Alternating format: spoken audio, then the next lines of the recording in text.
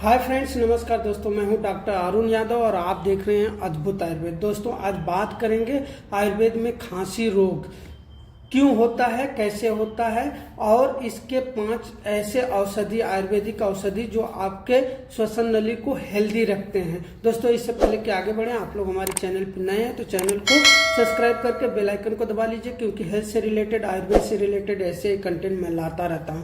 दोस्तों खांसी हमारे श्वसन नली में किसी प्रकार का इन्फेक्शन, इरिटेशन या फिर धूल, कफ इत्यादि जम जाने के या श्वसन नली में अवरोध होने के बाद हमारे शरीर से रिफ्लेक्स निकलता है जो कि उसको साफ करने का प्रयत्न करता है, तो उसे ही हम खांसी कहते हैं।